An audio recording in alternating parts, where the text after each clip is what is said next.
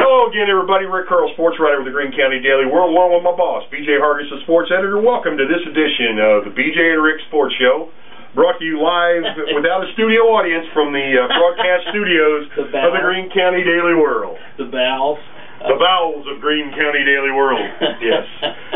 This week we're going to talk about 4 boys basketball games and 4 girls basketball games on the slate. That is, weather permitting.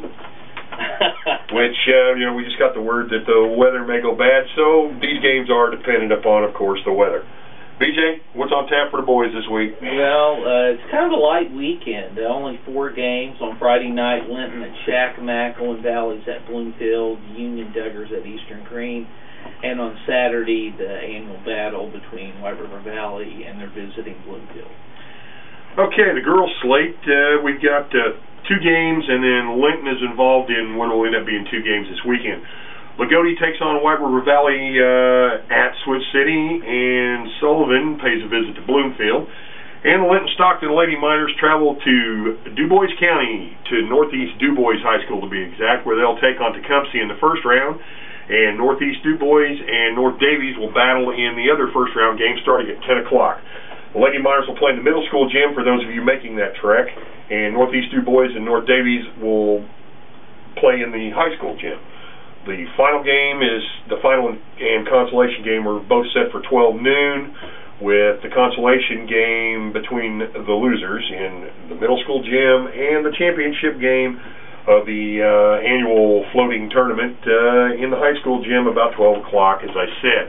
That's the tournament that rotates between the 4 schools every year.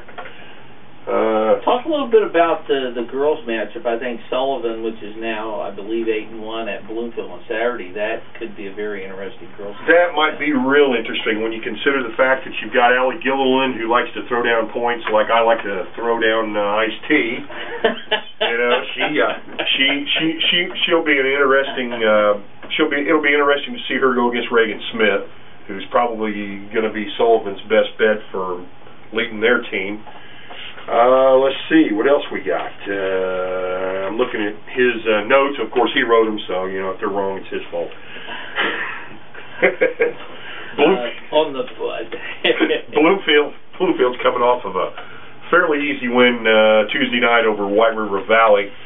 And defensively, that was a tale of kind of 2 games for the Lady Cardinals. They played solid defense at times. Other times they weren't consistent. Meanwhile, I just want to say, as far as the Lagodi and White River Valley game, buckle your seatbelts because it'll probably be a wild ride. And the Lady Wolverines have now dropped 9 in a row, so they're looking to take on a team at Lagodi that comes in will probably give them problems. So we'll wait and see what happens. And Linton Stockton, 4-4, looking to go over the 500 mark for the first time in a while. Yeah, looking to go over 500 for the first time. Plus, they're going to take on. They're taking on Tecumseh, and I don't know much about Tecumseh. I know North Davies is probably the 4th team in that tournament, so whoever gets North Davies will probably have a fairly easy time. Linton's already beat them once this year, and I figure the Lady Jeeps of Northeast DuBois will do the same. So we'll just have to wait and see what happens. Well, that gives us, if the clock on the wall's right, about a minute to talk about the boys' games. Right. No. Hey, that's fine.